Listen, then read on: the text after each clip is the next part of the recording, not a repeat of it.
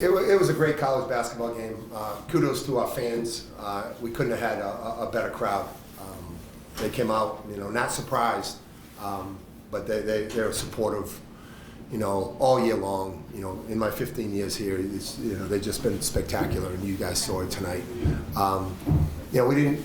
First half, we struggled offensively. We had, a lot of good looks. We just couldn't make them, and I think our offense really affected our defense in the first half. We sat down at halftime and talked, what we needed to do, and I thought our guys came out. We played, much better in the second half. We scored 55 points, I think, or 54 points in the second half. We didn't give up. The toughness of our guys, mentally and physically, was really impressive. I said after the game, only one team can win, and we don't have to. These 5 seniors don't have to hold their heads down. Proud of their effort, proud of what they've done here for the last 4 years, the legacy that they've left.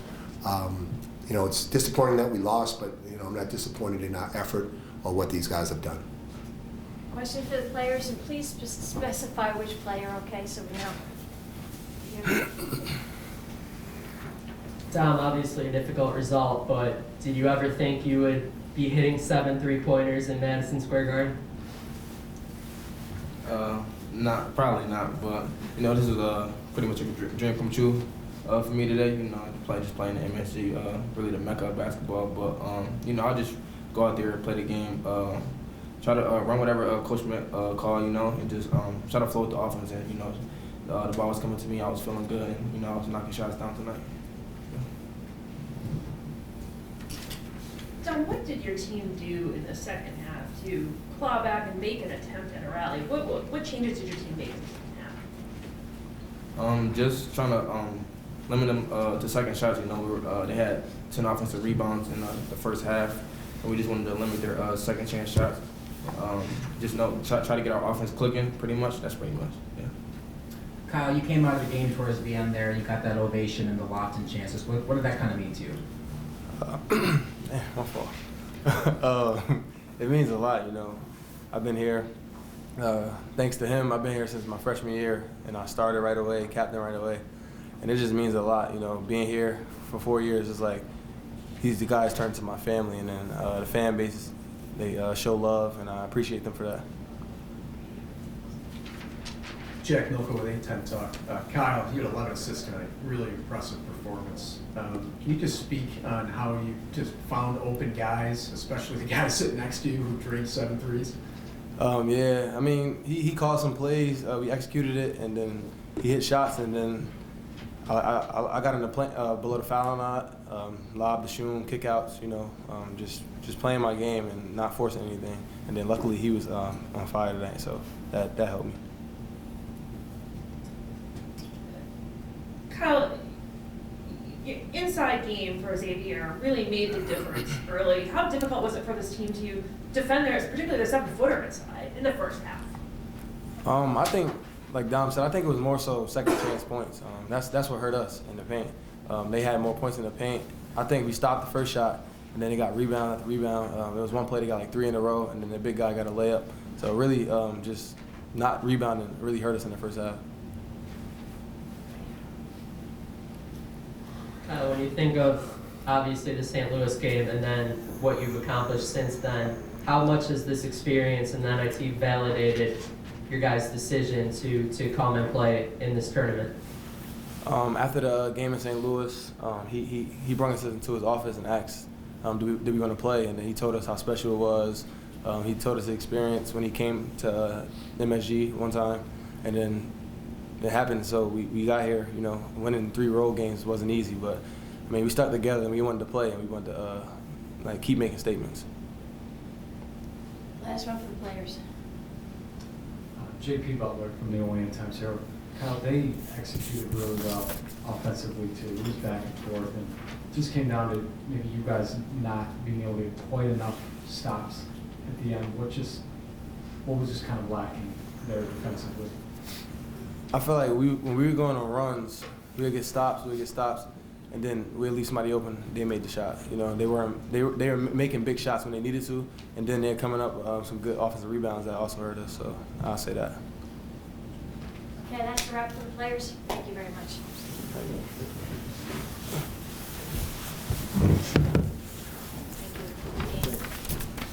Okay, questions for Coach, please?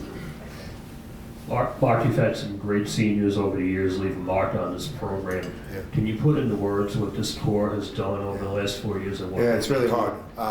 Yeah, they've been terrific, and it didn't start off, that well as freshmen.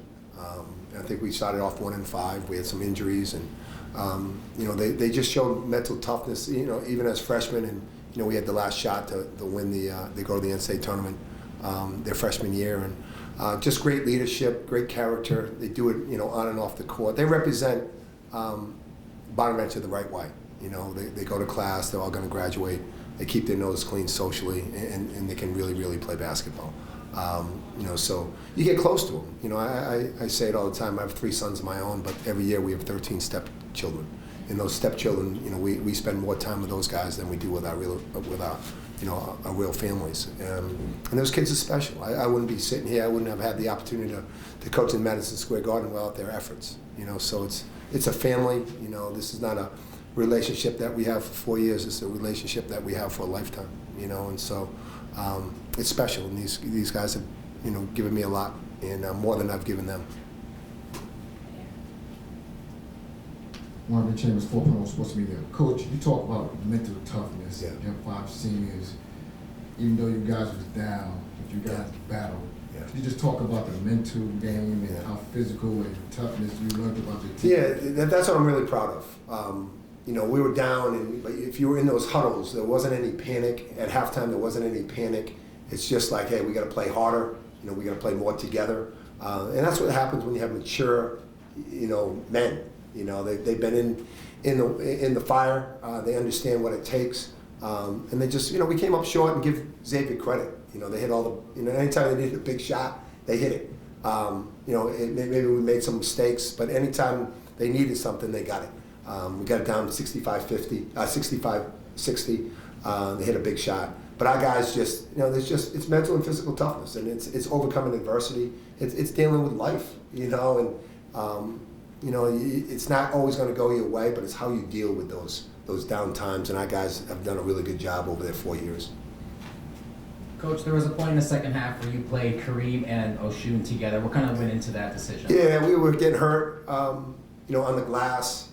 They had the 2 big guys in there. I just thought that, and it was, I don't know if it was effective, but it was just trying to change the pace, and it wasn't working what we were doing. We had, the first half we had some, open shots. We just didn't hit them, and that's basketball. That's sport. It's not always going to go your way. But like I said, really proud of what they did the second half. And never, they didn't lie down. They kept on fighting.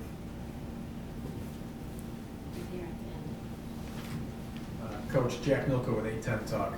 Don Welch was simply unconscious from 3 tonight. Yeah. Were there any points in the second half where you knew that he was on fire? Did you draw up certain plays to try and keep that fire going, to try and claw back into it? Yeah, you always do that. Whoever's hot, you always run your sets for that person. If he makes one, you go back to him. And Kyle does a good job. He understands as a point guard, if someone's hot, you don't go the other way, you go towards him. But Don he's had a great career, over 1,000 points, 500 rebounds, just a tough kid, and he showed it tonight. In this environment, he kept us in the game. Thank you. Mm-hmm. Anything else for Coach? Coach Tom Syke, MBB. You told us after the A-10 tournament that when you went to MSG with Xavier, that was one of the greatest experiences of your life. How does this one compare? Even better. It's like, I was the head coach. Back then I was an assistant. I wasn't able to walk the sideline. I had to sit in my seat. But it's fabulous. And as I told the kids in the locker room, it's a dream come true. I grew up in Boston, and Boston Garden was everything, and it still is. But to play in the Mecca and be able to coach, it's a dream come true, and it's all because of what our guys did for us, and that's why I say they've done much more for me than I've done for them. But yeah, it's how can you not, be excited to coach at Madison Square Garden? Coach J.P. Butler from the Times Herald.